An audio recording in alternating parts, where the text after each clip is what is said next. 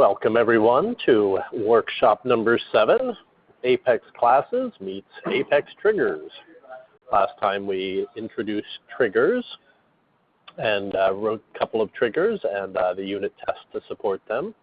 Tonight we're going to work from those triggers and convert them to use a class and start our investigation of how Apex classes work. And in addition to working with triggers and classes together, we will also look at using Batch Apex, a very useful tool when you need to do an update to a lot of records. And if we have time, we'll even get to some scheduled Apex.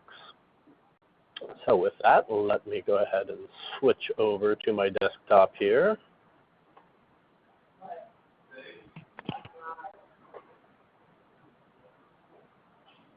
Oh my God, you got it on the first try.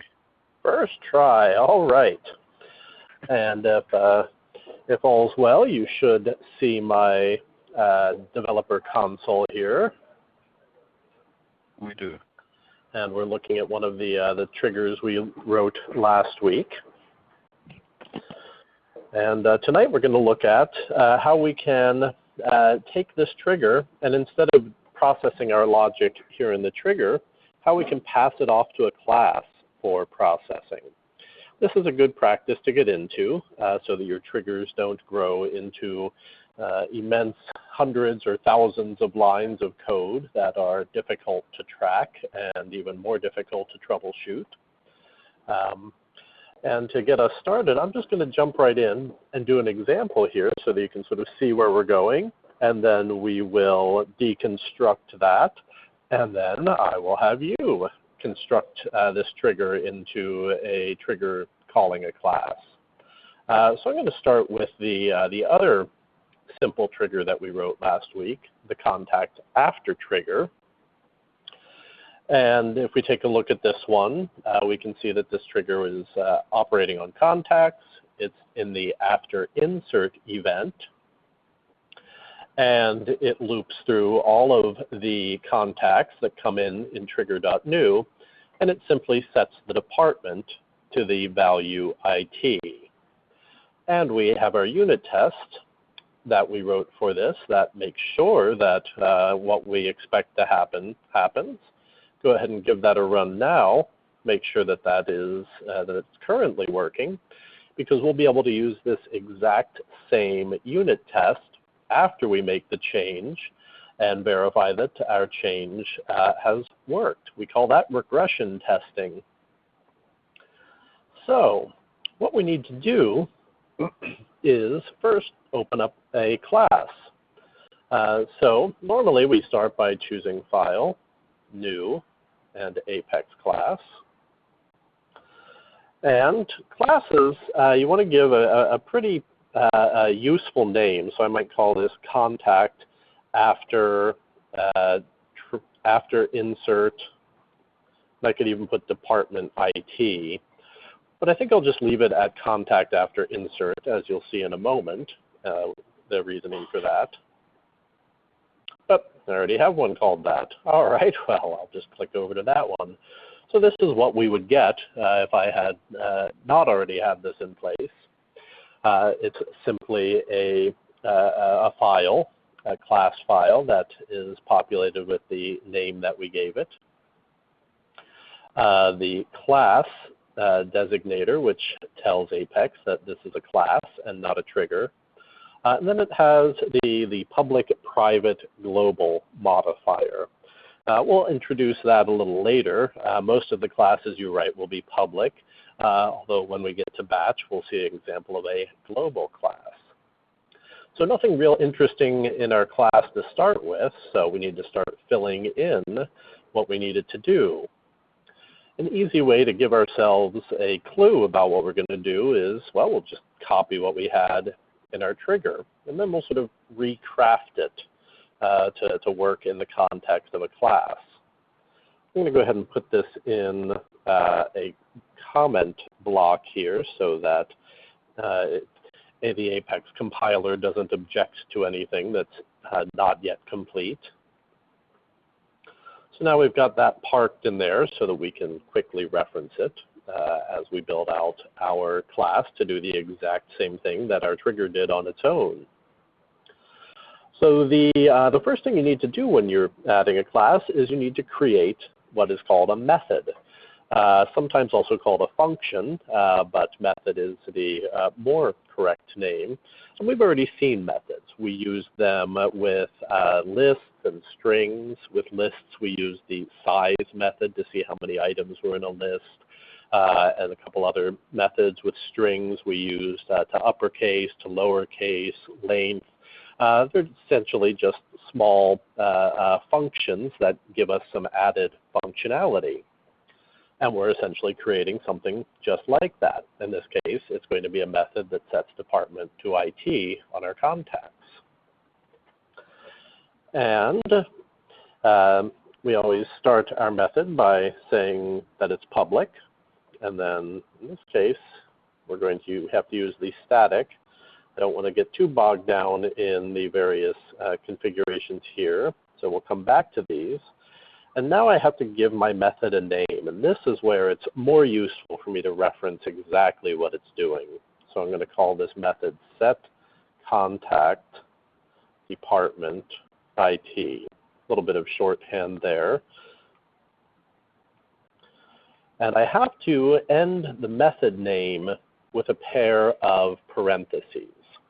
And as you might recall, when we were looking at methods for strings or lists, they usually had parentheses afterwards, and sometimes the parentheses were not empty, but had what are called arguments in them.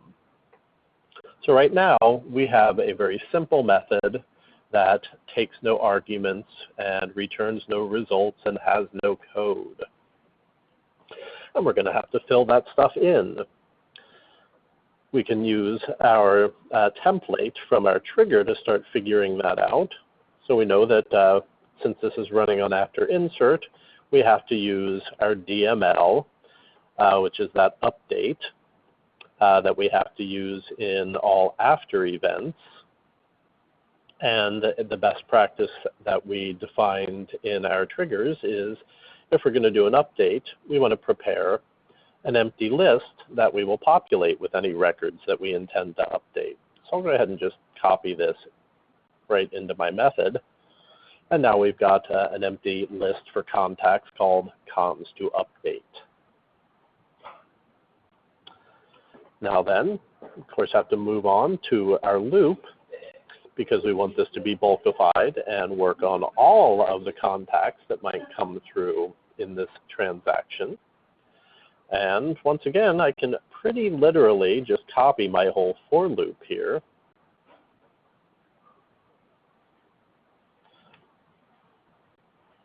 And I might have to do a little cleanup though. I bet I got an extra curly brace in there. But what we immediately get when we put that in and the compiler runs is, well, it's still finding that, that curly bracket. Let me see if I can attempt to save on this and pop the next likely error out. You have a bracket underneath the commented section. Oh, do I? Okay. Let's see. Still one too many, although that should be, this one should correspond to the for loop. Yeah, oh, then no. you need one more. You need one more. There we go. All right. Why don't you just select all and shift tab, and it will auto indent for you. So I'm going to do my Apple, I'll do Command All. Oh, yes, yes. Tab, and that cleans everything up, makes it a little more legible, particularly the brackets. It's particularly useful to have them indented. So now we should be on to our next error. And we get a somewhat unfriendly error message. It doesn't really give us too much of a clue other than that something is wrong on line 5. And it just says loop variable must be of type sObject. Now what it's objecting to here is the trigger.new. Since we've now moved out of a trigger file and into a class file, trigger.new is not immediately recognized as a valid type of sObject that you can loop through. That's the loop variable that it's referring to. and it doesn't see it as an S object. So what we know we need here, we need some type of collection that we're going to loop through. But where is that going to come from? So this is where we kind of start to reverse engineer what we were doing in our trigger and make it in a way that it'll work in a class. So we know that we're going to need to loop through a list of contacts. Now we don't want to use this one we have here. That's the one we set aside for doing updates eventually. So we do need to define a list that we're going to loop through. And the way we do that is we start with the argument. If we want this to work, we need to pass a list of contacts to this method. So I'll go ahead and add an argument that says this method should expect a list of contacts. And then I have to give that a name. And I'll call this cons from trigger. It's a little bit verbose. I would probably choose something shorter if I was coding this for work. But for our example, we'll be a little bit verbose so that it makes a little more sense. Hey, Luke, question for you. Yeah. Why did you put that before the curly bracket there? I was expecting you to put that underneath. I specifically put it in these parentheses, the methods parentheses. And that's because a method can take what are called arguments. Arguments mean simply data that the method must get in order to operate. And in this case, we want this particular method to work on contacts. And in fact, we want it to work on one or many contacts. So we're using a list, a collection of contacts. Look, if you don't mind, let me try and describe what we're doing in a little different way, and maybe that will help people understand. So what we're actually trying to show here today is basically it's kind of a segregation of work. We take some work that we can potentially accomplish only within a trigger, let's say, and we decided to split it away from the trigger. And we'll talk later tonight still why you would do something like that. But in this case, we just decided we want the trigger to do something, and then the trigger will call another piece of code, and that piece of code will do something else. So what we're doing right now, we're creating that second piece of code. So essentially, we're creating now two separate programs. One will be the trigger. The second one is this class that we're working on. And the trigger will run every time we perform some activity on an object, update, insert, whatever we define in the trigger. And at some point, the trigger will say, OK, I want to call this code as well, and I want this code to do something on some of the records that I processed. But the problem is when you call another piece of code, you don't have access necessarily to the same data that the previous piece of code had. So in our session last week, we worked extensively with trigger.new and with the trigger.new map and so on. And there were lists that were provided to us by Salesforce that contained the records that needed to be modified or that we wanted to potentially modify. Now that we're calling another piece of code, we need to basically pass the list of records that we want this code to process from the trigger to this new class. And in order to do that, we need to create what is called an argument. So when we define the class, in this case, this public static void set contact department ID, in that open-close parenthesis that we had, this is the location where you would specify to the class, this is what I'm expecting to get when I'm being called. Okay, so in other words, anytime we call this class, and we'll see in a moment how this happens, we also must provide a list of contacts. And this list of contacts will then be available for us to use inside this class. Okay. So basically, whatever is in that parenthesis is just going to be the data that is incoming from wherever we're calling. In our example, it will be from the trigger. And then we can use that list wherever we want inside the class. And this is, has some similarities to the functions that we can write into formula fields and into workflows. If you think of some of the functions there, something like uppercase, you have to give that a string. You have to give it some text that it can actually convert to uppercase. And essentially that function in formulas is a method, and it's a method that is expecting an argument of a string because that's what it does. We're essentially inventing our own method here, and we get to tell it what type of data to expect. And then we're going to write the logic that will work on that data. There's also some similarities in this between workflow rules and workflow actions. You could think of the trigger as the workflow rule and our class, and particularly the method, as a workflow action. Once we've created this as a class, we could conceivably call this very same method from multiple triggers and be able to reuse the same method the way we could reuse a workflow action with multiple workflow rules. So the argument we've set up here, saying that it's a list of contacts, and that list of contacts has the variable name cons from trigger, is a lot like what we have on line 3. We've also created another list of contacts, but we call that one cons to update. So now that we have defined this as the argument, our logic within the method knows that there is a list of contacts that has the variable name cons from trigger. And this is what we're going to end up looping through.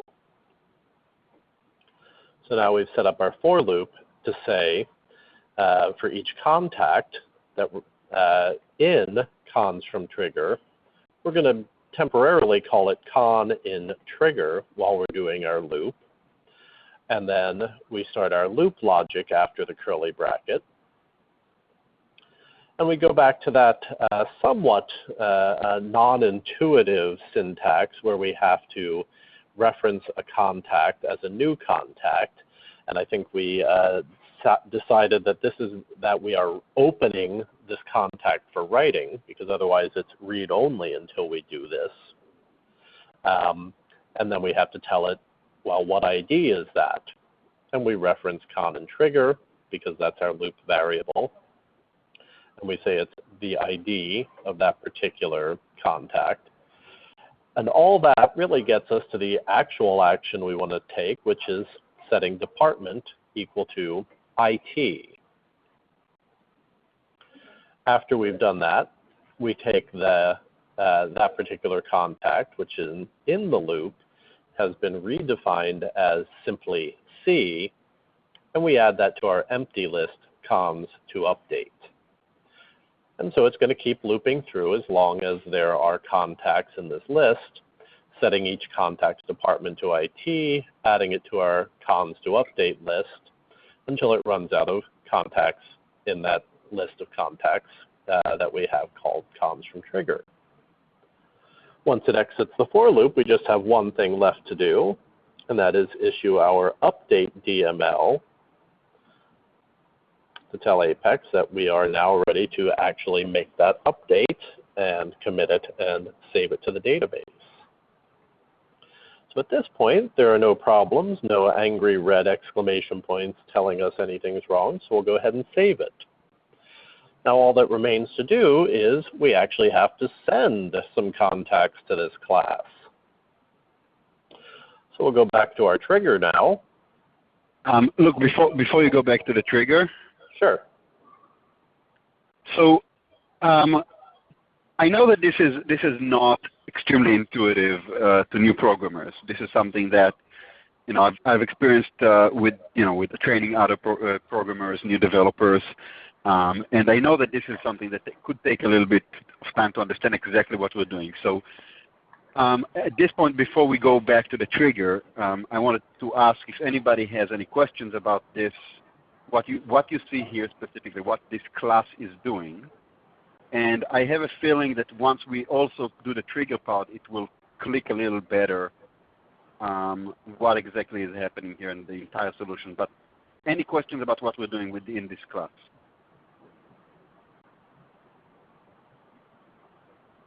Okay. Silence is All right. good. And we'll definitely get a chance to practice this. So this is just a first preview through, so we have some context. So let's switch back over to our trigger, because now that we have put the logic in the class, we don't need any of the logic in our trigger. So I'll go ahead and put this in a comment block so that it doesn't operate. And I can save this now. If I were to run my unit test, the unit test at this state is going to fail because there's no logic in the trigger that is that the unit test is able to verify. So what we need to do next is we need to hook up our trigger to our class. And this is where that similarity to workflow rules and workflow actions happens. We need to actually tell the trigger it's going to talk to that class. And we do that by referencing the class. So I'll start typing contact after insert, the name of my class. And sometimes autocomplete works nicely here, and sometimes it doesn't. Yeah, very sneaky. Yes.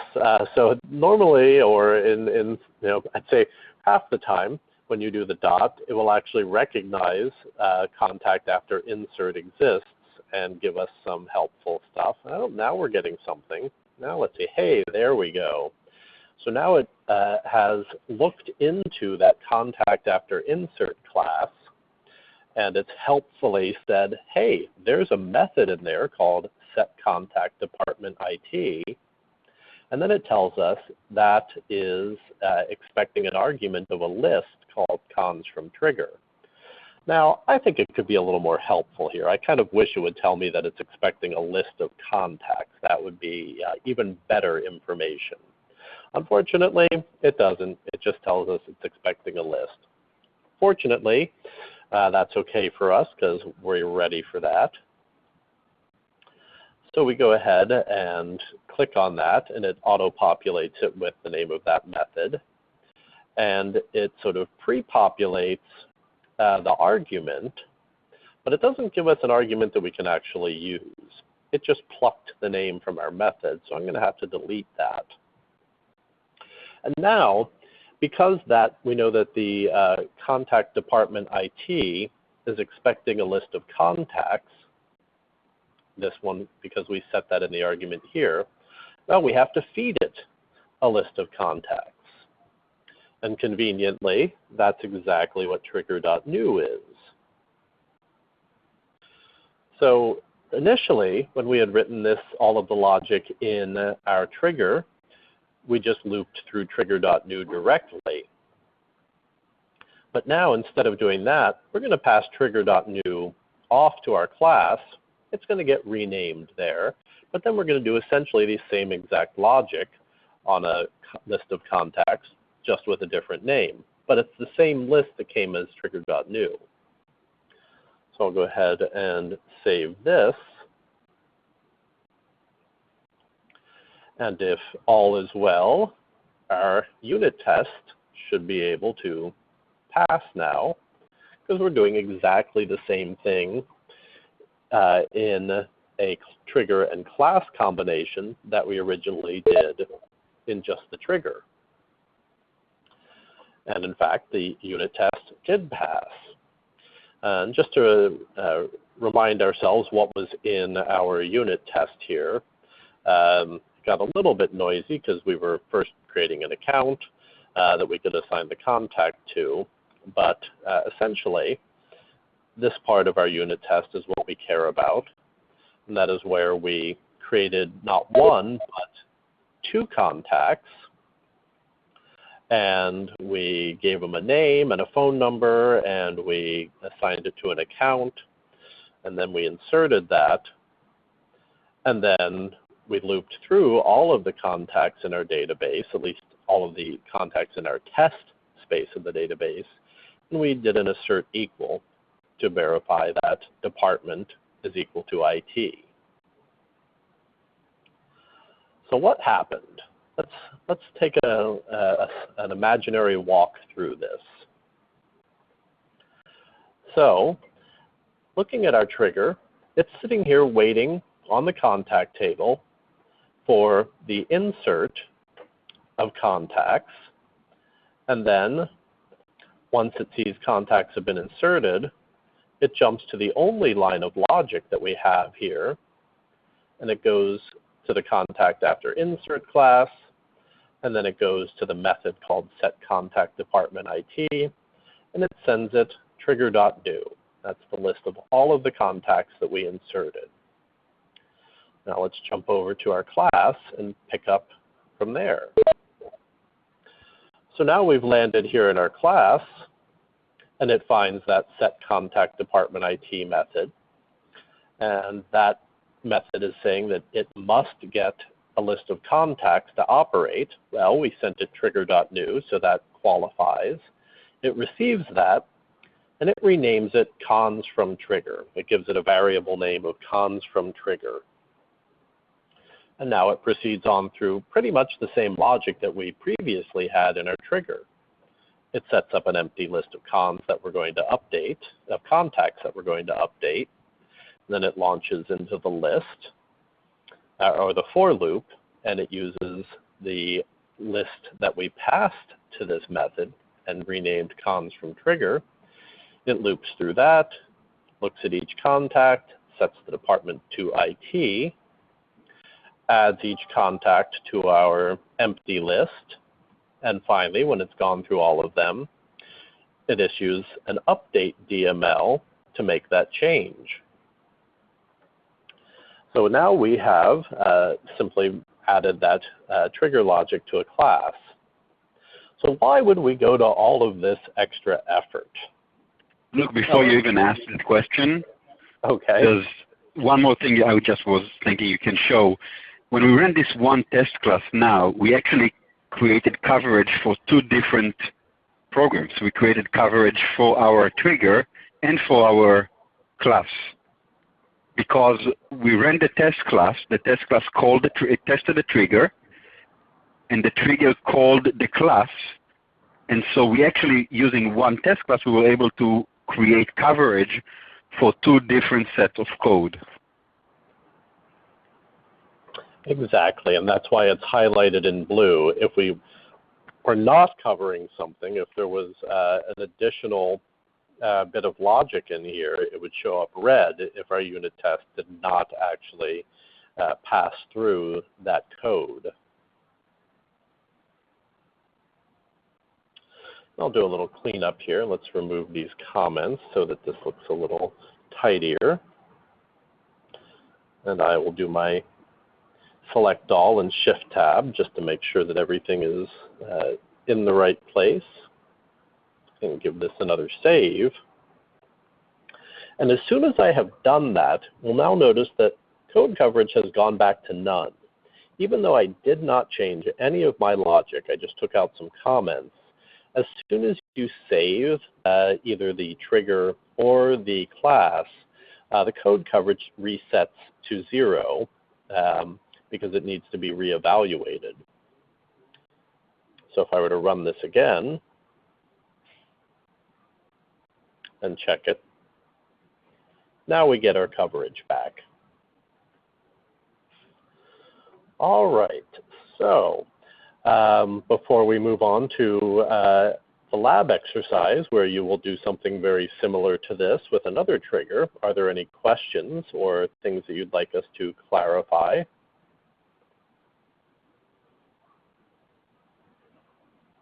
All right, let's see if we can do the same thing for our other I think Luke interrupted you. You were going to ask a question, why would we do something like this? Oh, yes, thank you. Right.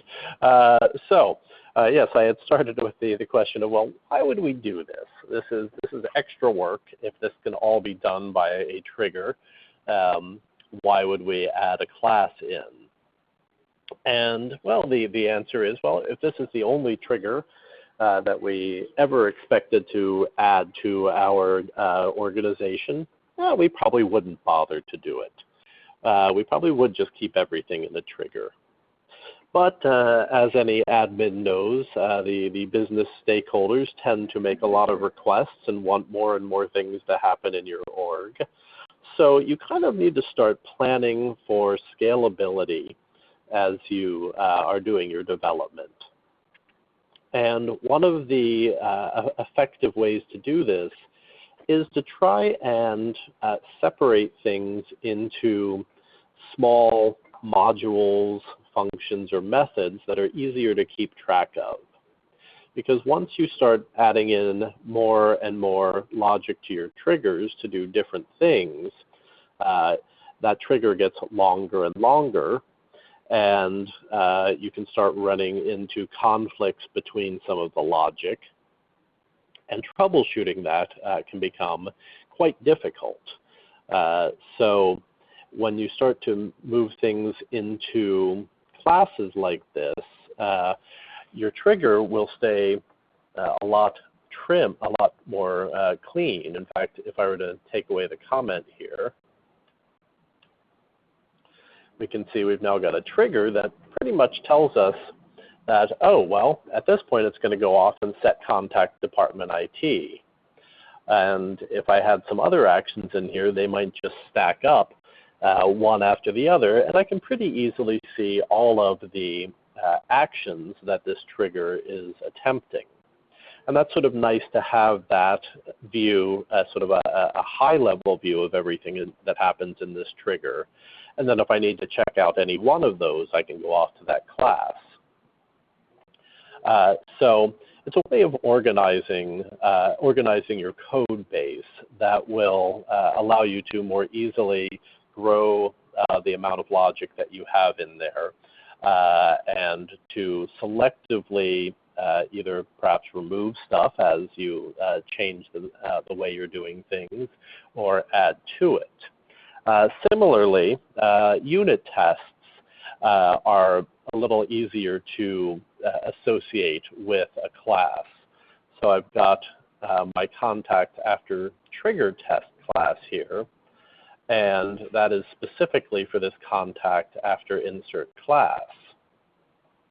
And if I keep that relationship of one unit test file to one class file, as I start to expand, it's a lot easier to keep track of where is this getting tested, and not have to go through one giant unit test file and figure out what's working. Plus, things run a little faster this way.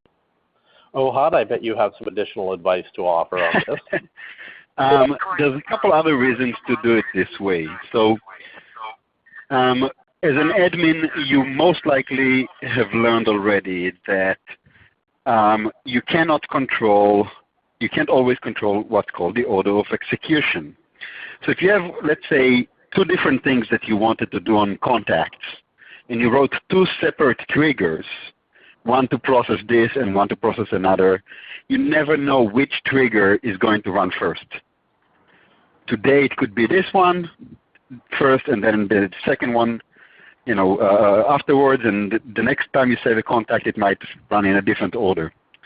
So by simplifying your triggers and having one trigger per object is a very common best practice. So people try to write one trigger for any object that they need to update. And when you keep it, everything that you want to do on a record or on an object in one trigger, it's easy for you to control what runs first within that trigger. What happens first? What's the order of operations for what you want to do? But the problem with creating one trigger like that is that the trigger starts to get very messy.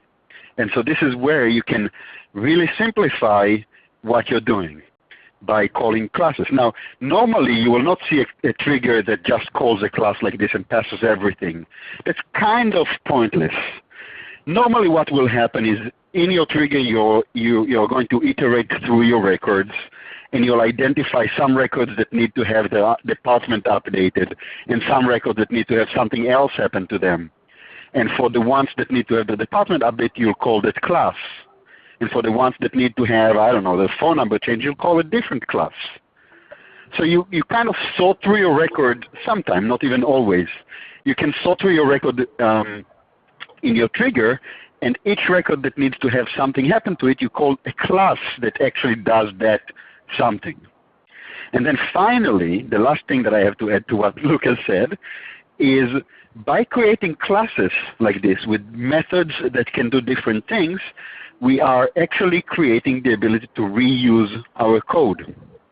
So right now we're calling this class contact after insert from this trigger. We pass it a list of contacts, and we know that it's going to update the title on all of them to IT.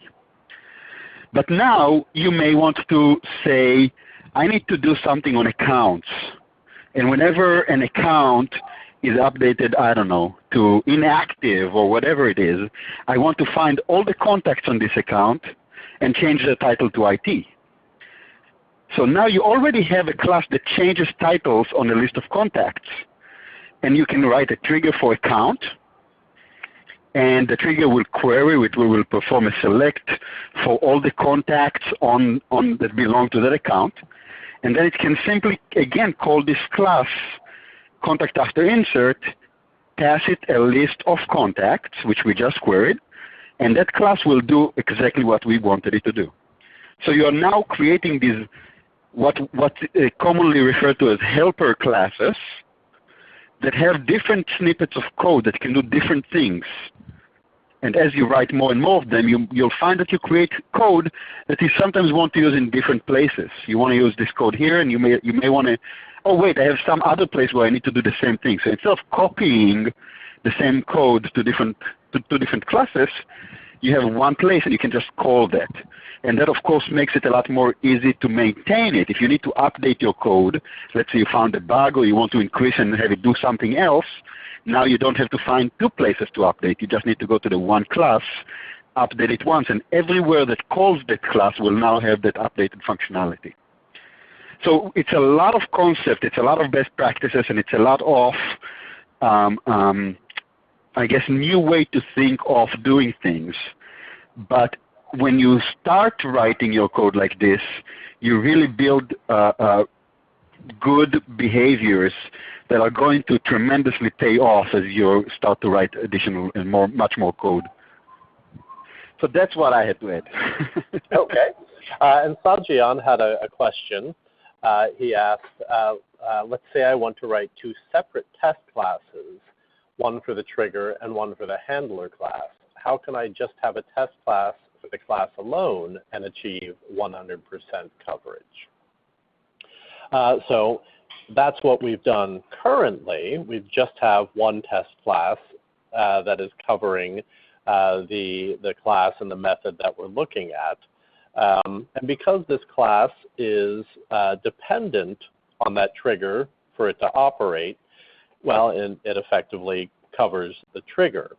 And right now, our trigger only has one thing in it, and that is just a reference to that method and that class that we wrote. But I think that your question is a valid one. Well, what if we did have more logic in here? In fact, let me go ahead and restore what we had. And go ahead and change this a little bit. So we'll pretend that we actually have two different things happening here. So what if instead of this, I had it set lead source to web? So now we have a completely new block of logic here. And if I were to run my trigger test again, well, our trigger test did a nice job of making sure that the test method we have is covered. But now if we look at our trigger, Well, heck, that didn't do a very good job. That was, as an on-the-fly example goes, that wasn't exactly what I was Yeah, because hoping. you're actually updating the code. Right, yes, exactly. And the trigger, well, the test does effectively run through this. It just doesn't actually test any of this. And this is sort of an example of where you can get coverage that it would let you deploy this, but you're not actually testing it. Nowhere am I checking to see if the lead source equals web. Maybe I can come up with a better way to examine how we might have uncovered code here in our trigger. I'll add in a conditional. So I will say if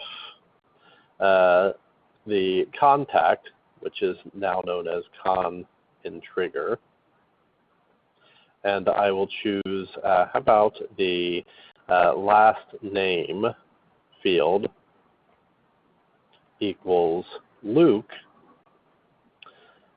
then I better put my curly braces around my logic here.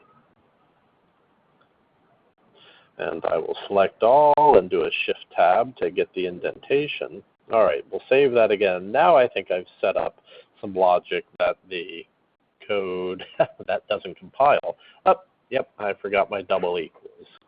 As I've said before, it's a very common mistake to forget that when you're doing these logical operations, you do have to use the double equals. We're not actually assigning Luke to last name. We're just saying, does it equal last name? Now we should be okay to save that. And now hopefully I've got worse coverage on my trigger because I did not create a contact with the last name of Luke. There we go. Now we've got some bad coverage. So what it's telling us now is that the initial reference here on line 2, well, that got covered, and our method also was covered by our class. But now this other logic, well, some of it's covered. We do create this empty list here in the trigger as well, and we do loop through it. But each time it loops through it, our test data does not have a contact that meets this condition, and therefore any of the logic and the code that's in that condition never gets tested and therefore isn't covered. So this might be a scenario where I create a second unit test, and that second unit test does create a contact and insert it with the last name of Luke. And then that test class could have a system assert that verifies that for contacts with the last name of Luke, the lead source we expect is web. So that's a scenario where we would end up with two distinct unit tests, one that's covering code that's only in the trigger, and one that's covering code that is handed off by the trigger to our class. So Sajian, does that help to answer your question? I think, look, though, what you've done here, you've tested just different parts of the trigger, but you still created coverage for some of the trigger. I think what Sajian was asking is if are we able to test only the class without utilizing the trigger? Ah, okay. And the answer to that is no. Yeah, we can. Oh, we could? Yeah, Maybe you can create a list of contacts in memory, call the class on them, and see that they changed. You don't even need to insert them. That's very true. I forget about doing that. So the answer is not no. The answer is yes. And since our unit test was completely relying on the process of inserting the contacts to activate the process that we expect, but we could also just as easily, instead of inserting them, from here, we could call our class. So I could type in the name of the class, contact after insert. And it does pop up the help full name of my method. And it tells me that I need to pass it a list.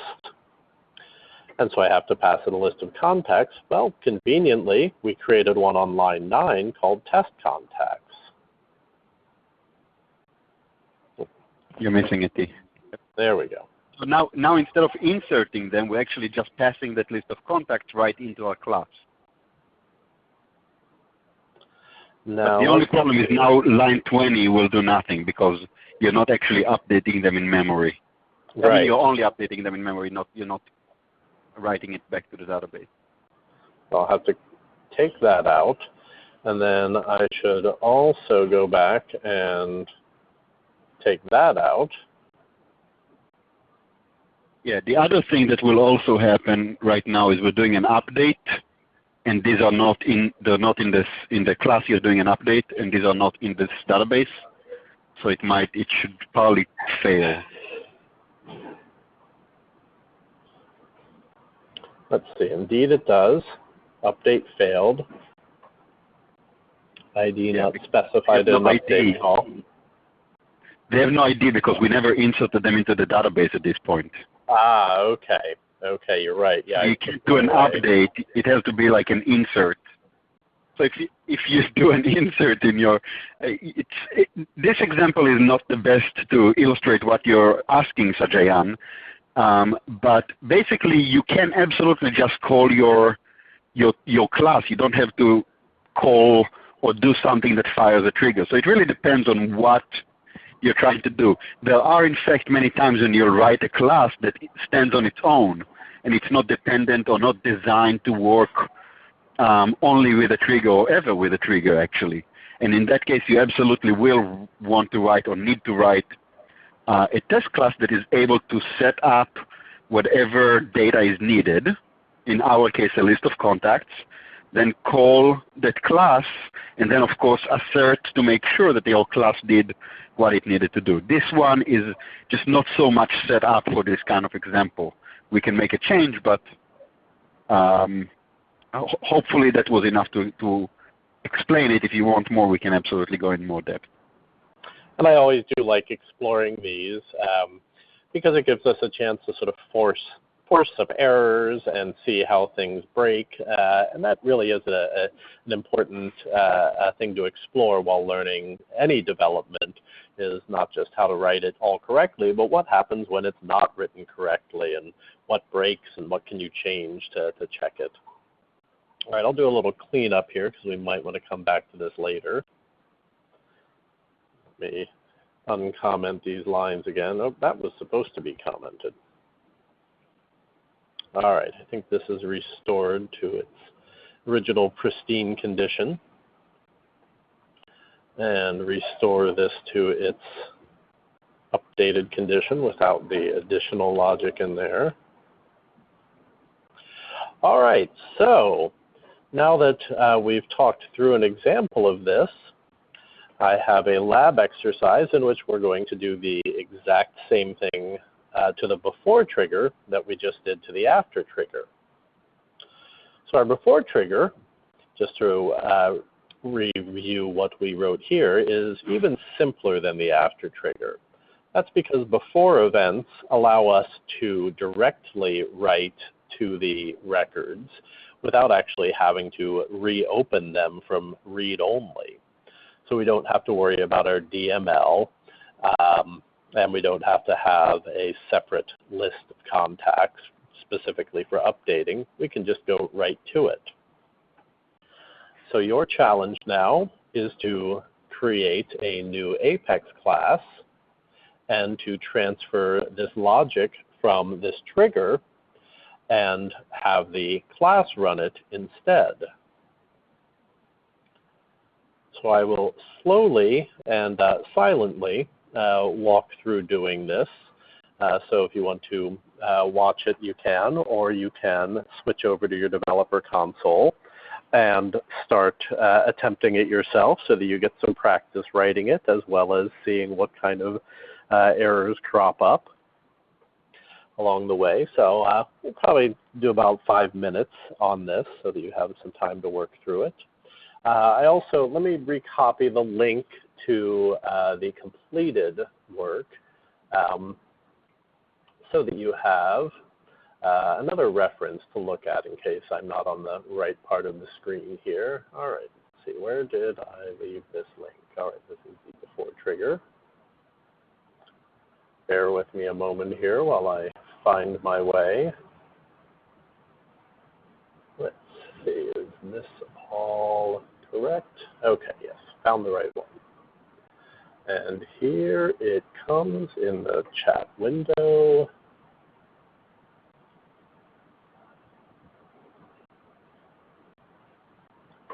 There it is. All right, so off and running.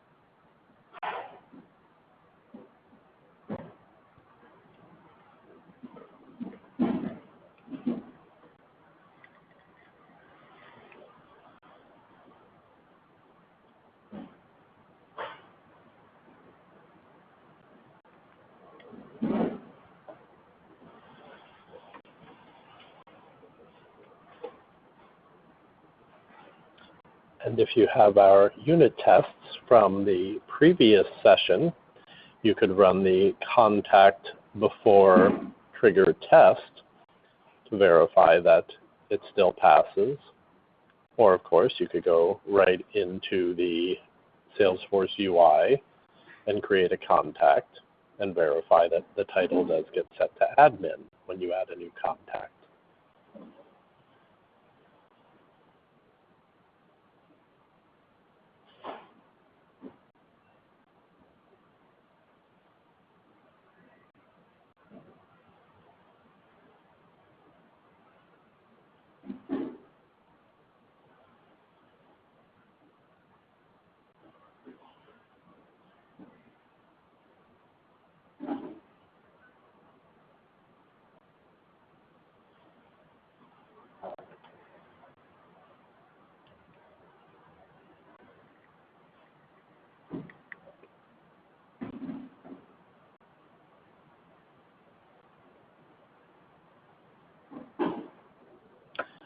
All right, I see that Sajian not only finished, but came up with a question about what's happening.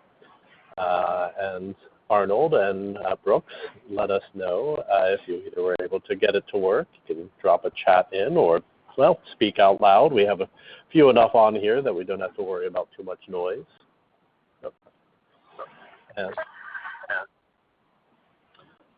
although, Arnold, I'm getting a little background noise from you, so I'm going to put you on mute. Actually, it's getting some echo. So Sajian, it's difficult if you use a speaker. Sajian asked the question, from the trigger, we are passing the list to the class and just setting title to admin. But we updated a copy of the list passed to the method, not the actual trigger.new. Yes, that is correct. So we did create a new list, the one, and I switched over to the GitHub gist so we can see both the trigger and the class together here. We did pass trigger.new, and when we did that, it becomes a second list of contacts in memory. And so if we were to look at trigger.new, it would still have the original value for title, whether it was something other than admin or, in the case of our system, nothing. And you would not see that change in trigger.new. You'd only be able to see it in the class, or in the list that we created within the class. And conceivably, if we had other triggers and classes operating on contact, trigger.new could be passed into those and end up as with different results. And in fact, one of the hazards that we'll eventually see in working with Apex is how to ensure that we don't have something else that reverses our setting title to admin. We'll take a look at building up triggers and classes that are guaranteed not to overwrite themselves as they go through multiple different updates or changes. So I think that's a very good question to ask there. And actually, I'm not even positive, and Ohad, maybe you'll know the answer to this. Are there any circumstances where we actually update the information in trigger.new specifically so that, say, if we were to look in the debug log, we would see that trigger.new's values have changed from what initially came into our trigger? What do you think? I don't think you ever can make a trigger.news read-only. But you can absolutely. So this comes kind of a throwback to something that I mentioned. I didn't spend a lot of time on it in our last session. But when you assign data from one list to another, whether it's by doing what we just did by passing it through a method, or by taking a value from one list and adding it to another list using maybe through a loop iteration like we've done many times before. What you're doing actually is you're creating a new, think about it as kind of a link. So you're creating a new link, you're giving it a new name, but you're still pointing at the same data in the memory. So no matter how you call this data, trigger.new, or here the new name that we assigned it, when you make a change on it, you're changing it in one place only, no matter if you're using the trigger.new, if you're using another list that we have in the trigger, or you're using this method, any change you'll make, you're making only one change in memory, and it affects anywhere you call it. So it's kind of like, think about it this way. When you have a contact, the contact has a lookup to an account. And you have an opportunity, the opportunity has a lookup to an account. If you have a process flow that updates something on the contact.account, and then you look at the opportunity.account, of course the value is changed because it's the same account. So it's almost like a lookup into some place in the memory. So you can have that lookup have different names, but you're always updating the same space in the computer memory. And for that reason, the data is eventually updated as part of that trigger activity of the before section of the trigger. And then the only way to get around it and to essentially put the data in a new place in memory so that you don't actually continue to update the same data from everywhere is to use this methodology that we've done in the other class that we looked at before, where we essentially declare a brand new list or a new contact, like we did in the example with C, when we said contact C equals new contact C. So that word new, that's the magic. And this is what's actually telling Salesforce, the compiler, now, okay, let's allocate a new memory, a new space in memory, and we may assign it the same values as another record, but now it's a brand new record in memory, and this way you're kind of creating a separation. I hope that made sense. And Sajiyan's follow-up question is, in that case, or in our case here, if we're not working with trigger.new, but with a new list or a copy of trigger.new, how come the record does get updated to admin? And so it's really not a copy, right? It's the same list. We're just giving it a new name to reference by. Yeah, and as far as the underlying database is concerned, it still knows that even though we have the same record in both trigger.new and in our list of contacts, that it is the same record. It doesn't necessarily get reflected in the ID, the record ID at this point, because we're in the before event, but the database has a secret ID for that record so that it knows this is the same one in both trigger.new and in our list of contacts in the class. And whatever change it will, whatever change we make to it, it'll keep track of that. And eventually, when it saves, make that change. Yep, and Sajan, the concept that you brought up by reference and by value, that's exactly what it means. When we just assign a list a new value, we're passing that list by reference, which essentially means we're referring to the same data. If we use a new list that we define and we add values from the list to a new list by instantiating new variables or new lists or whatever, then you're passing it by value, and you're actually passing the values into a new record, a new location in memory. So very good.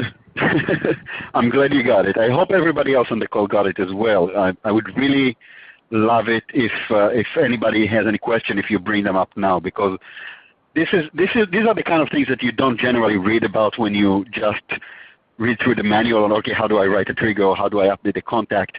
And these are the things that are going to either trip you when you try to do something and suddenly you're saying, wait, why is this list updated? I updated another list. In fact, that's how I learned it. I had a list that I passed into another list. I updated the other list, and I expected my original list to stay the same, and it didn't. And I was like, what is going on here? And then I learned that that's exactly what I did. I passed it by reference, and one update will affect the other as well. All right, so Ohad gave the advice earlier that we should really only have one trigger per object. And now we've got two.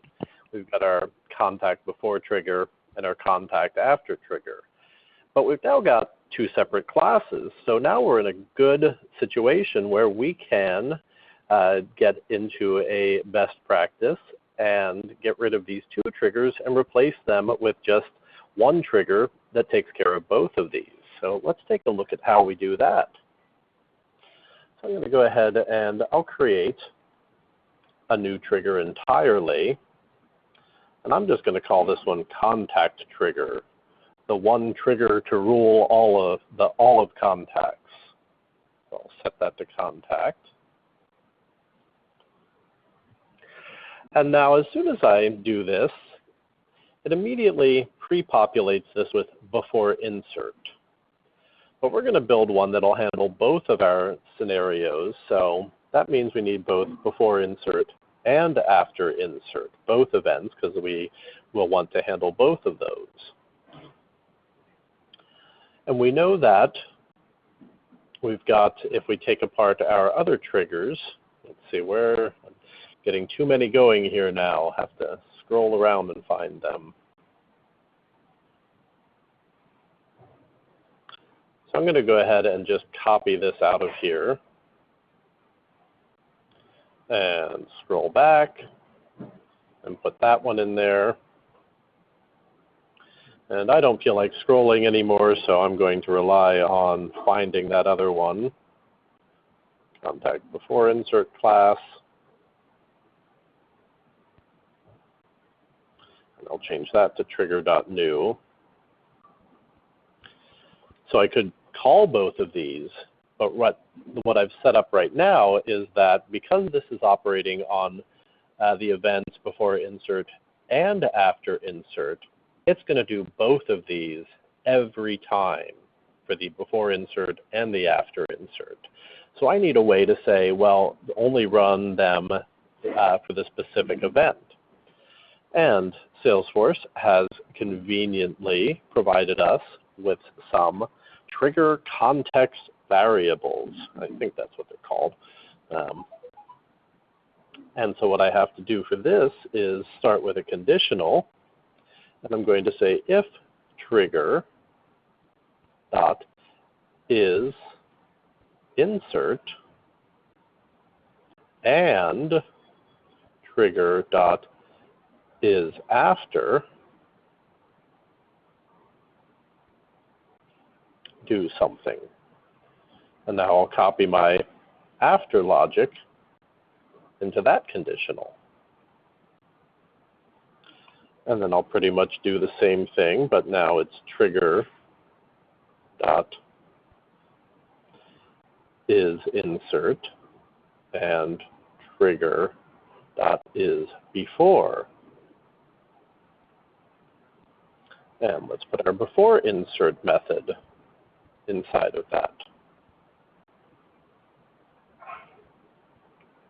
And do a little cleanup indentation. There we go. That looks tidy.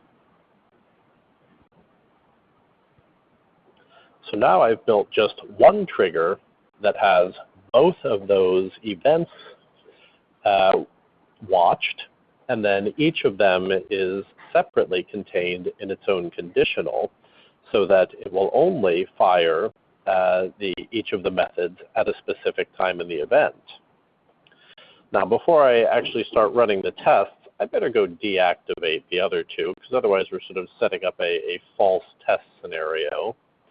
So I'm going to jump over to my interface where I can deactivate my triggers. So let's see, there's contact before trigger.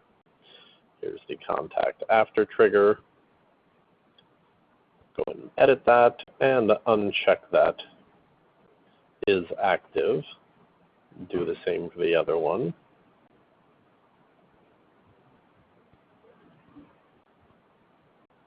All right, now let's head back over to our developer console.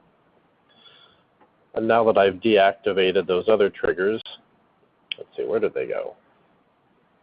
I'm just going to close them because I'm starting to get a little unruly here. Sometimes, and I haven't figured out how this appears, but sometimes you'll actually get the is active checkbox up here in the same bar as the code coverage and the API version. That might only happen in dev sandboxes and not in developer edition. I haven't really seen this in a very long time, and I guess that's because I don't work in a dev sandbox. All right, where did that other trigger go? There, that's the original one. There we go. All right. Now it's a little tidier. Still have a lot going on here, though. All right.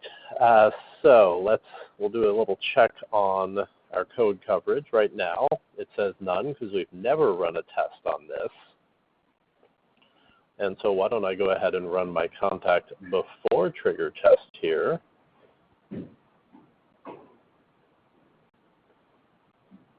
And I can see that that one did, in fact, run and pass. And if we look at our trigger now, it does say that everything happened because there was both a before insert and an after insert. However, if I go look at the classes that are called, I think we're going to see some shoddier coverage. All right, so the after insert came off fine. Let's see if the before trigger method also got coverage. Well, all right, so what am I missing here, Ohad? What were you expecting to see? I was expecting, since I didn't run both tests, that I wouldn't get full coverage. I guess I'll just have to satisfy myself that now that I've deactivated the original triggers and built them into a new one, both of the unit tests still do pass.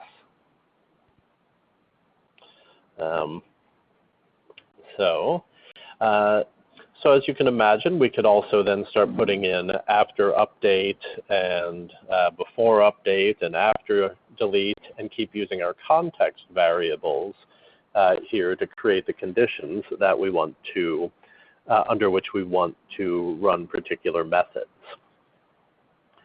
And this, of course, can also start to get unruly if you really have a lot of Apex code operating in your Salesforce orgs.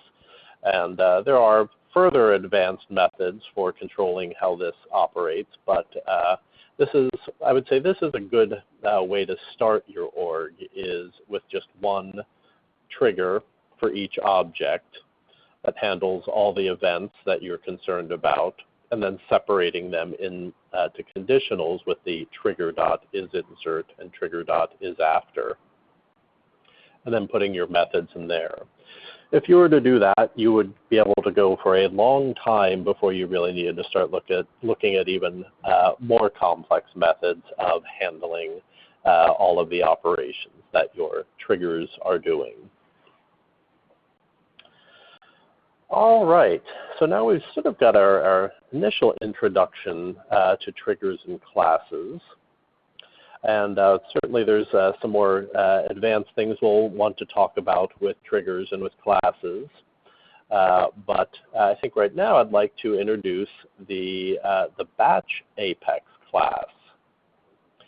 Before we do that, though, I just thought I'd do a check-in and see if anyone has any questions about the triggers we've worked with and the classes we've worked with, and particularly this one that I just cobbled together here.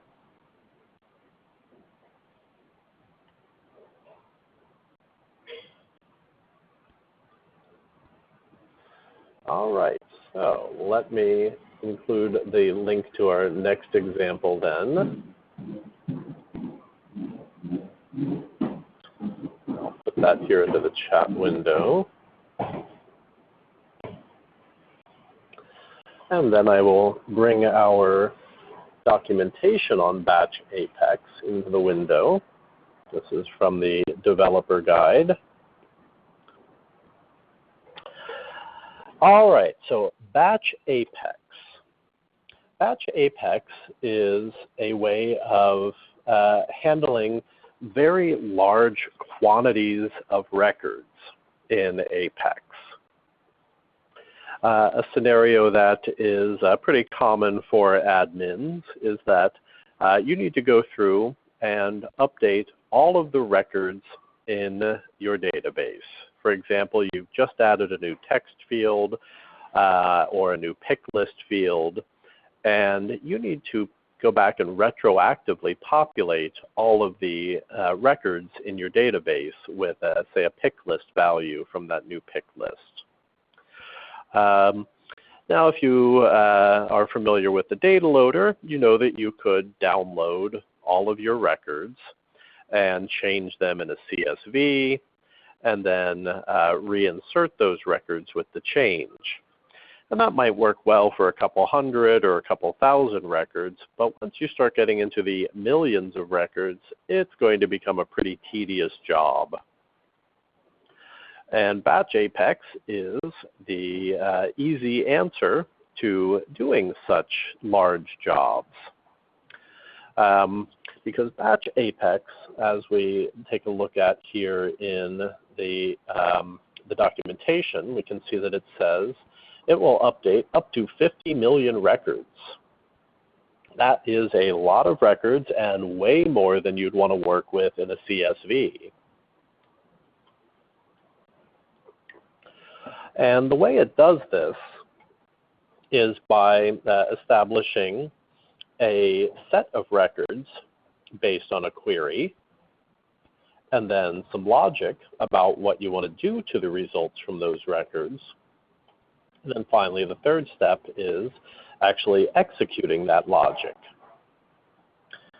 And what batch apex does for you that's so very nice is when it gets that giant list of records, it will break it into manageable chunks and process them 200 records at a time and run through all of them.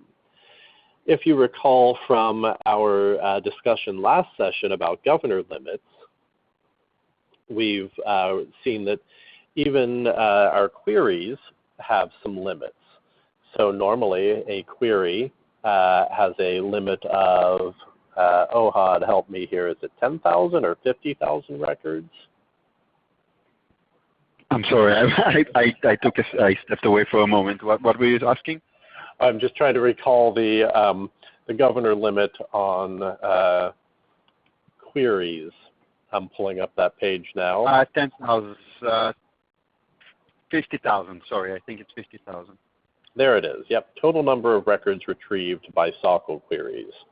So even if we were to just say write this in Apex that we've done so far, we'd only be able to get up to 50,000 records. And if we had 60,000, our query would fail, and we'd have to come up with some other means of getting that extra 10,000 records. But instead, we're going to take a look at using batch apex to accomplish this.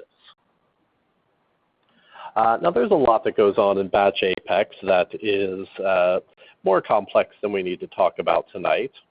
And really what we're looking at is how we can work with classes that are not directly part of a trigger, but that are run using some of the other tools that Salesforce gives us. In the documentation, Salesforce provides a lot of information for using batch apex in a lot of different ways. But we're going to look at one very simple example here. This is the one called the search and replace. And the GitHub gist that I passed to you is a slight modification of this. More specifically, it includes the unit test that goes with this. So I've also wanted to give you something that you might find useful in your own orgs. And it's something that you could install in your own orgs and use to update large quantities of records if you need to. This will also give us a chance to look a bit more at the arguments that we talked about, such as passing trigger.new to our class and renaming it as a list of contacts. So I'm going to go ahead and jump back over to my developer console where I have a copy of this class.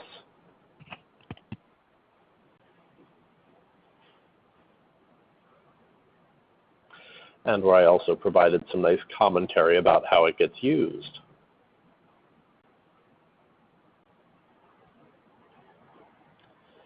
All right, so I'm going to start kind of in the middle of this class rather than starting at the top, because I'm going to show you what's actually happening in here that is of interest.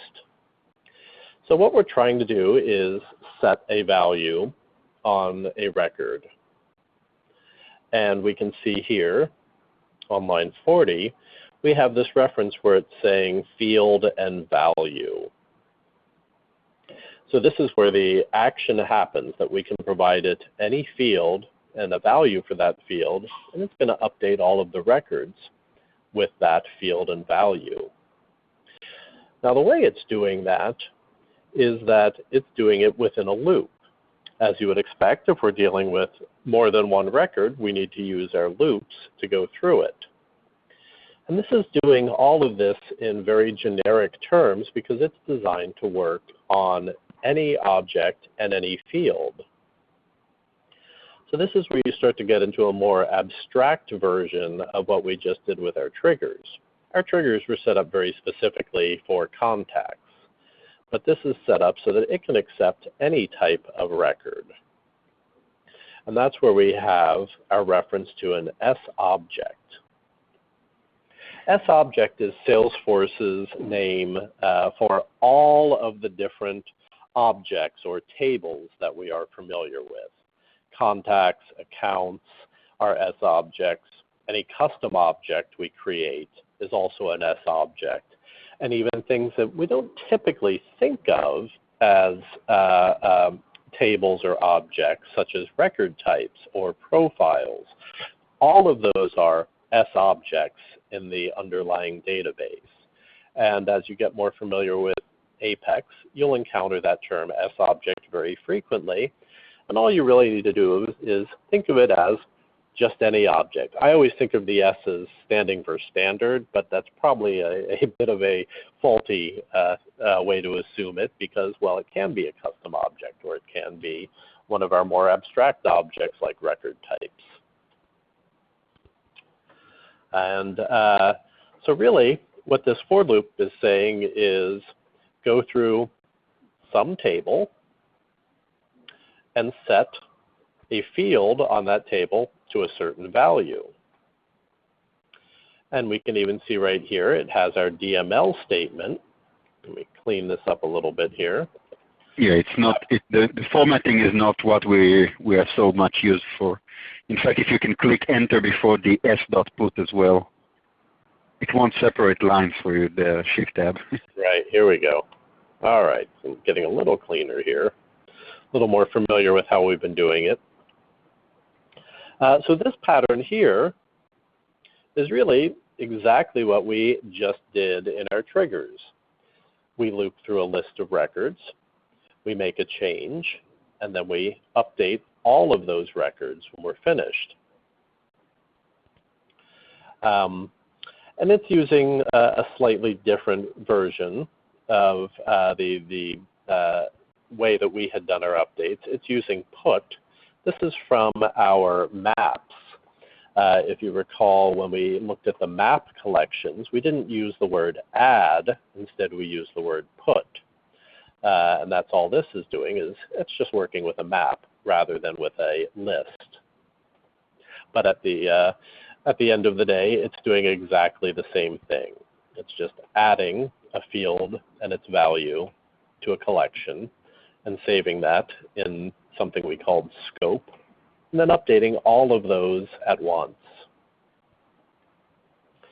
So let's zoom out a little bit now that we've looked at this simple logic that we have in here to set a field value, and look at, well, where do these records come from? So now we're going to jump back to lines 34 through 36, and you'll see that this section is referring to something called database query locator. Well, that's just the syntax for saying run some query, get a bunch of records. And we can see here that there's a reference to something called query. And as when we took a look at our SOQL queries, we know that SOQL queries are just a way for us to retrieve records. So if we zoom out a little more and go back up a couple of lines, we can see we've got a bunch of variables defined here. And this is where we start getting the very specific things that we want to do whenever we run this. And if we look here from lines 25 through 32, we can see the first thing we're doing is we're just defining 4 different strings, simple text, one called query, one rather mysteriously called entity, and then 2 that we saw already, field and value. So we can sort of decode this and say, well, field, that's going to be a field on an object, and value, that's going to be the value that we give that field.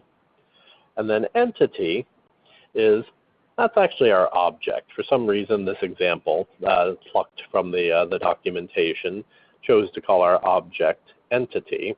Might be because object is a reserved word. I'm guessing if I type that in, yep, it turns purple, which is Salesforce's way of telling me you cannot use that word. It has something in mind for that word already.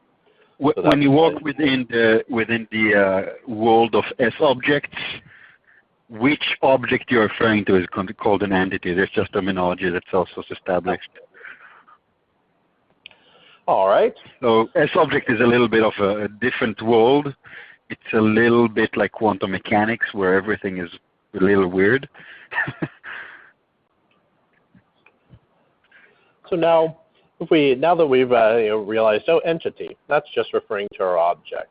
So now we can see that, all right, well, this might be account, and this might be the phone field on account, and this would be the phone number.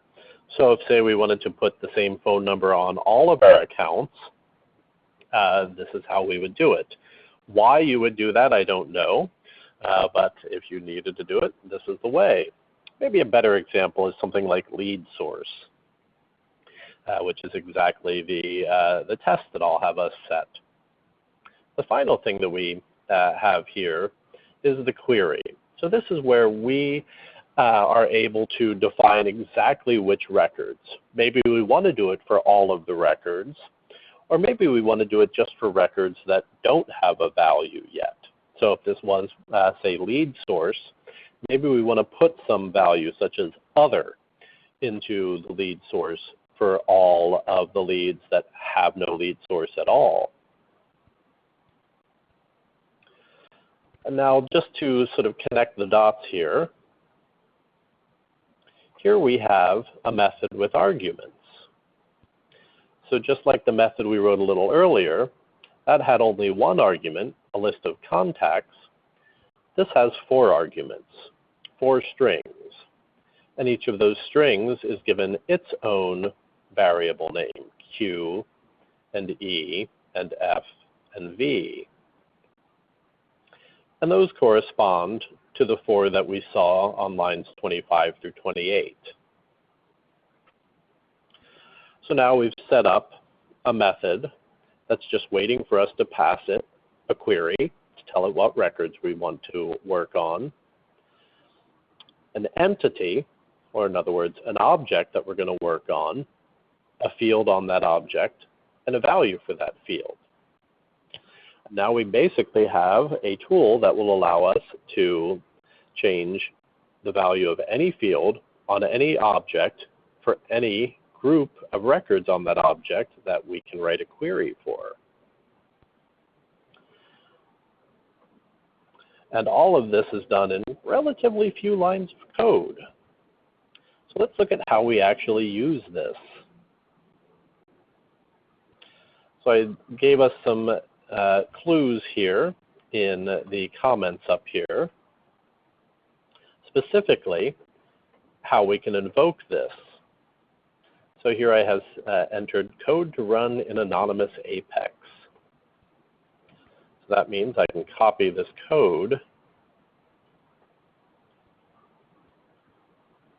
and open my anonymous Apex window.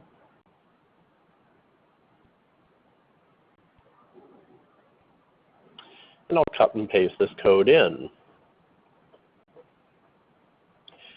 And once again, we see that we have those 4 strings that we knew we needed. So I did these in a slightly different order, but I made sure to keep the variable names consistent. So I say we're going to update something on leads, and we're going to update the lead source field. And we're going to set its value to dark web. All of our leads are coming from the dark web. I shudder to think what business we are in. Finally, we just have to do a basic query here. And you'll recognize in our query, we're using the required select and the required from. But I took a shortcut here. Rather than having to retype lead as what table it's from and lead source as the field, I just used the string variables that I already defined so that this automatically says select lead source from lead, and it creates that query. Then here's where we get back into how we call that exact method. And with batch Apex, there is some specific syntax. But really, the part that we have already seen is just calling a method, batch field updater, and then providing it some arguments. Now here, I've done it with the variables that we defined, but since these are strings, I could even just substitute in something like lead and have that directly in there. But we're just keeping things in shorthand by defining lead once as a variable called E. That way we don't have to keep typing it over and over again. And now when I choose to execute this, it very quickly executes it. But if we want to see what's actually happening, we can go over to our Salesforce UI, and we'll find this under Apex Jobs.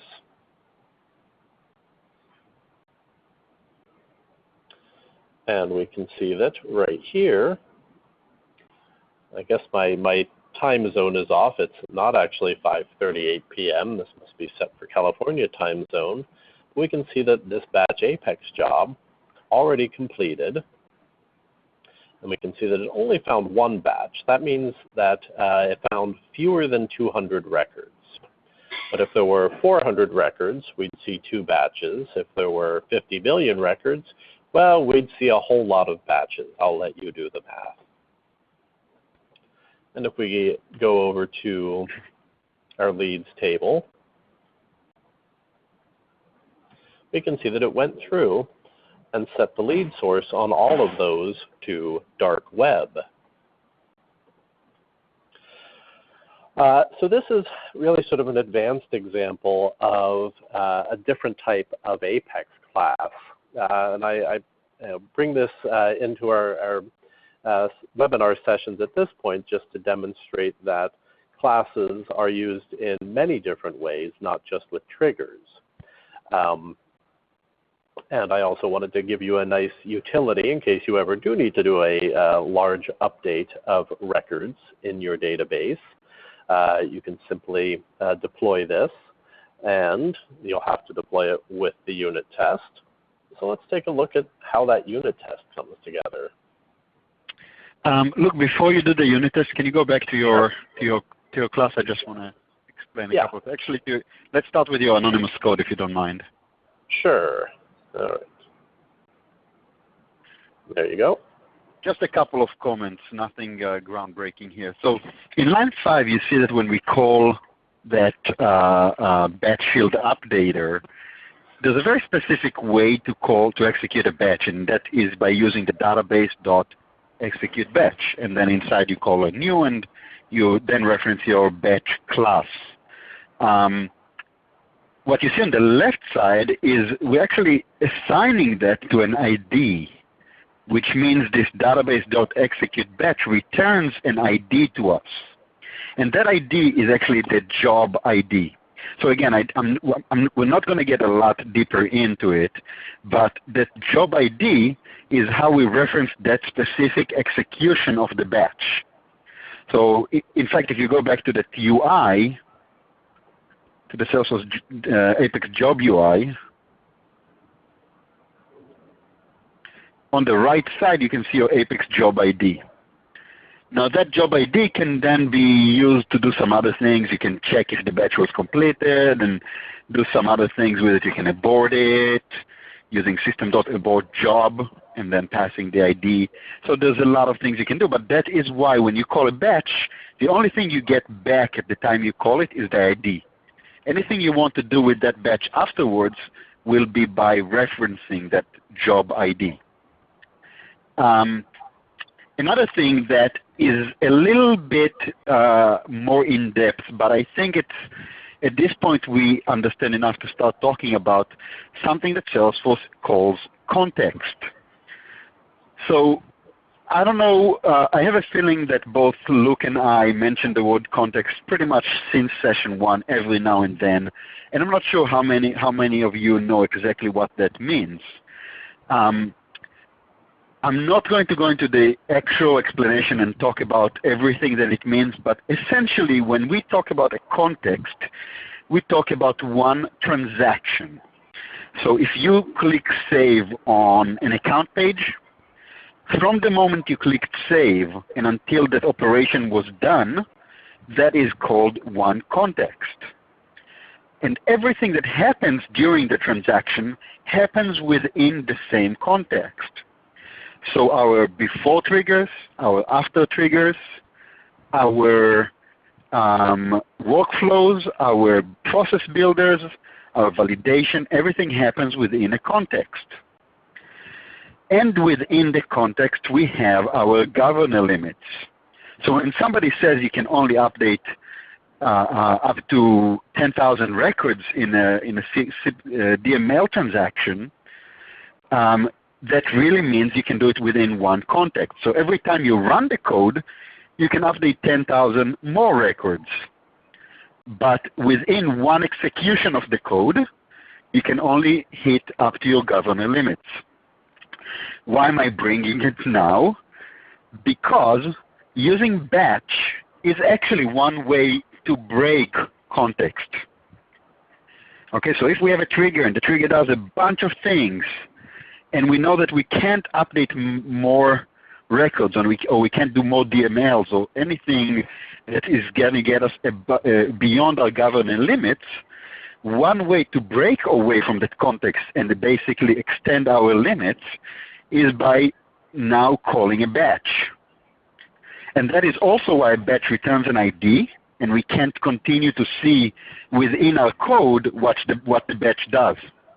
Because in fact, once I call this batch, and assuming of course in our code there was nothing after that, once I call that batch, my execution context is now over. But the batch now has its own execution context. And batches have slightly different governor limits.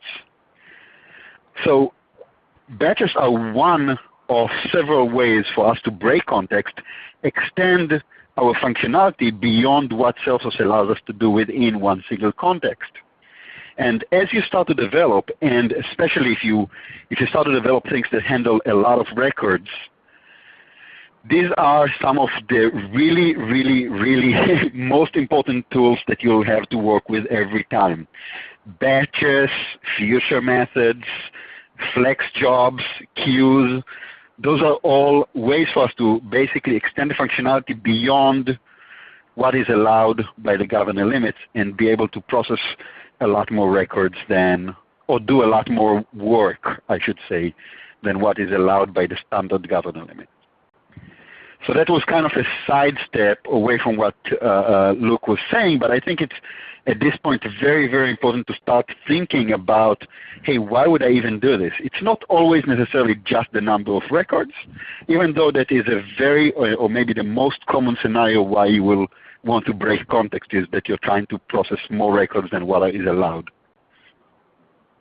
And I love the question that Arnold posted in the chat, because that's exactly where I was going with this, is that the next thing we'll look at, not tonight because we're getting a little short on time, but using Apex Scheduler, because it's a very frequent job requirement or a stakeholder request that we have something that runs every night and does a mass of updates.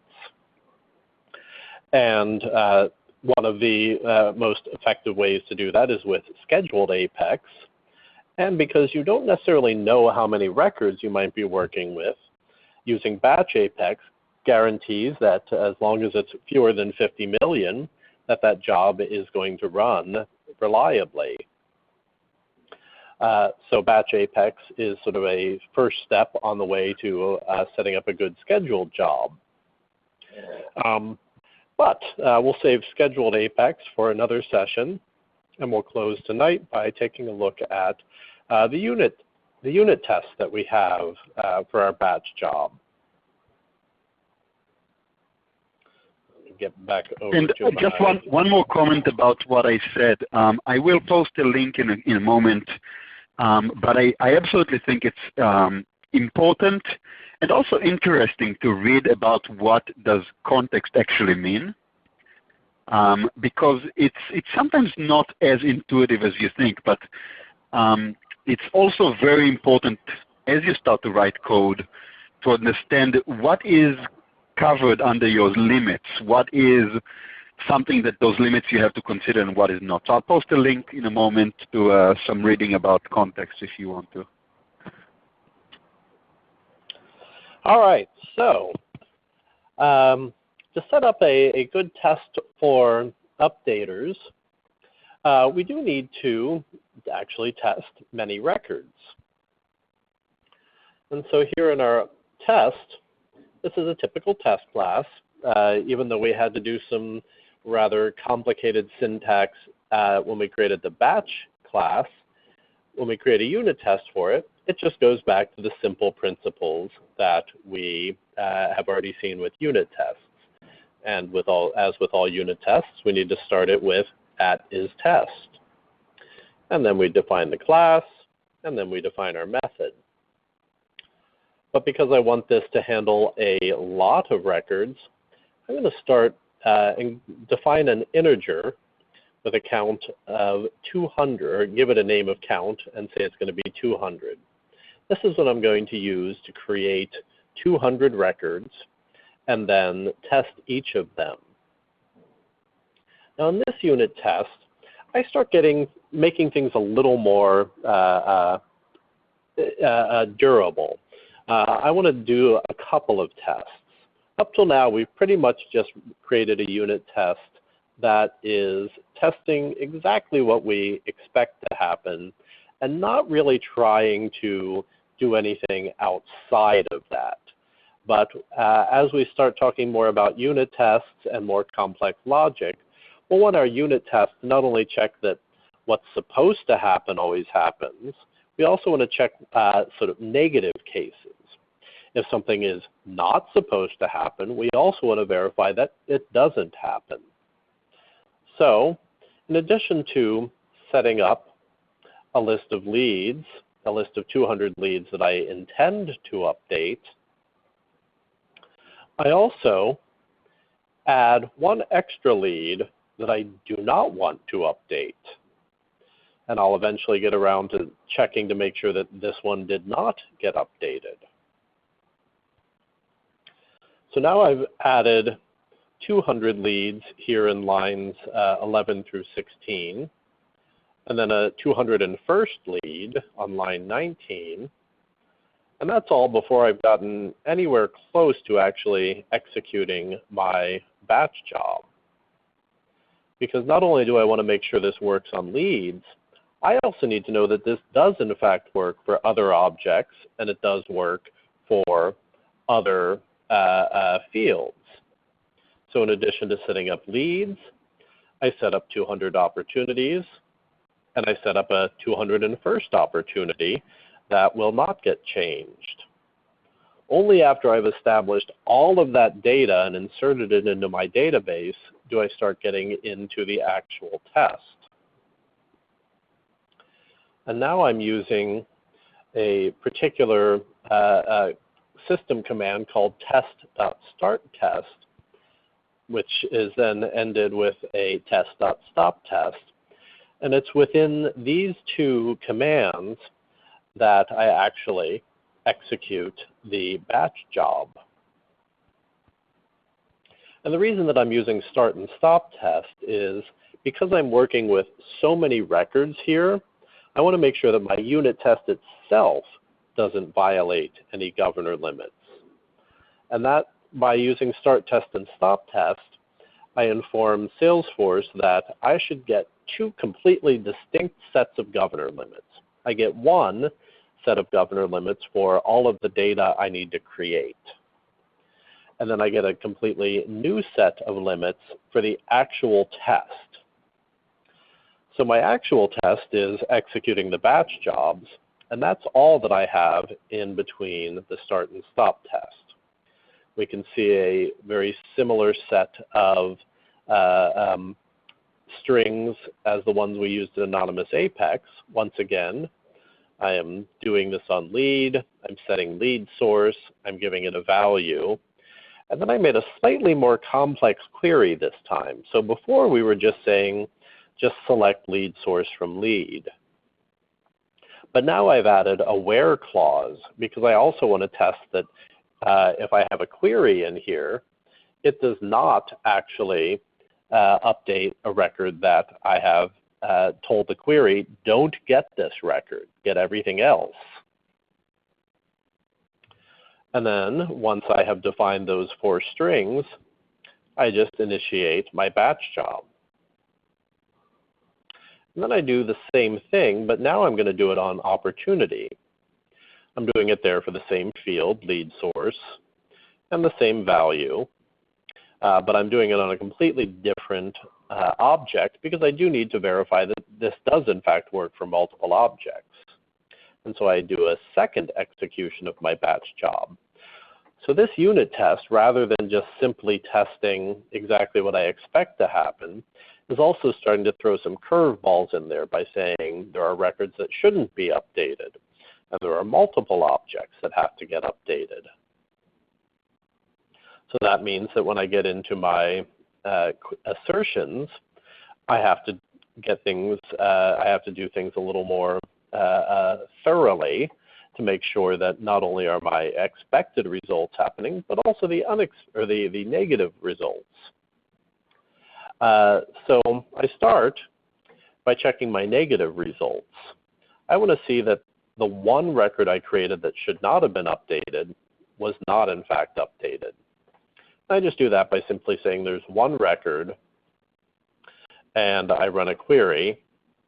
Then I just make sure that the size is correct, and I use that select count. And now I want to check all of the other records. So once again, I run a query to get all the rest of them, but this is what time where it's not equal to that value. And I put all of those records into a list of leads. And now I am confirming that that list is the same size as the initial count integer that I established, 200.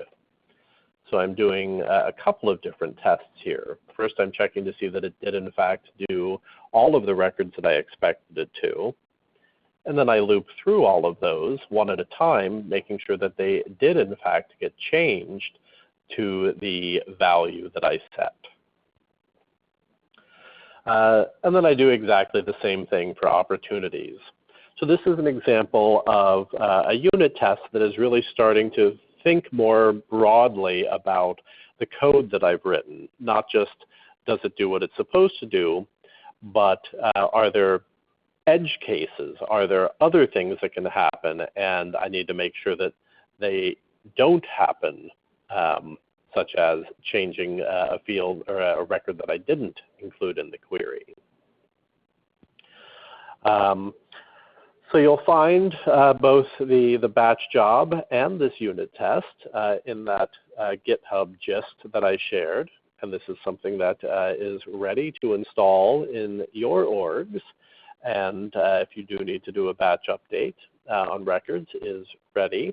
I would recommend doing this in a developer sandbox or a full sandbox first to make sure that it is working the way you intend. But other than that, it is based on the information in the Salesforce developer guide, so it is a reliable utility. And we have a few minutes left for any questions about this, and we'll see if we can answer them. And if there are no questions, we will resume in 2 weeks after Dreamforce and take a look at some more advanced concepts with triggers and classes. So any questions from what we've covered tonight?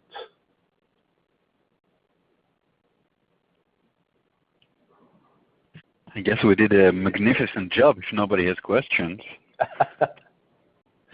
Everybody's just staring like a deer at the screen, like, what the hell did I just look at? Yeah, Batch Apex is definitely throwing some very advanced stuff here very fast. And it's not something, I didn't set up any lab exercises on this because it's not necessarily something that you're likely to encounter very soon, but when you do need it, you'll now have at least known it's out there, and hopefully you'll be able to come back and find this. Oh, there's a question. Going to Dreamforce. Yes, I'm going, and I will be mostly hanging out in the developer zone in Moscow and West, except, of course, for some excursions over to the big hall for the keynotes. How about you, Ohad? When are you going? Yeah, I'll be there. I'm landing in San Francisco on Sunday, doing some meetings and stuff on Monday, and then I'll be, admin zone, dev zone. I'm participating in a lot of sessions as well, but I'll be around. So, feel free to reach out on Twitter, and I'll be happy to meet anybody, that's on this workshop. And then here in New York City, later in October. Luke? No, I'm not. I originally was slated to organize an event, but we ran into some logistic challenges, which would possibly involve getting arrested. And we thought, not a good way to start off Dreamforce. No, don't get arrested. No. So there will be no guerrilla event happening in Yerba Buena Park this year, as I had hoped. Wow. Yeah, I'm not presenting either this year, so I'm just there as an attendant. I figure I'm doing these webinars every other week outside of Dreamforce. Dreamforce is a good chance for me to go and bring something back useful for my company. So, yes. All right, everyone. Thanks so much. Oh, I was just about to say that in late October, we are going to do a developer user group meeting here in New York City, and we're going to have a post-Dreamforce swag swap.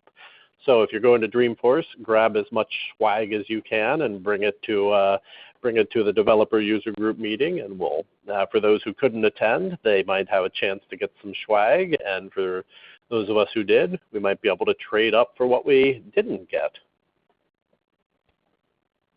All right, everybody, thanks for attending tonight. Thanks for the great questions, and don't feel hesitant to email us with any questions that occur to you in the middle of the night about Batch Apex. We'll do our best to answer them in the morning. Good night, everyone. Good night.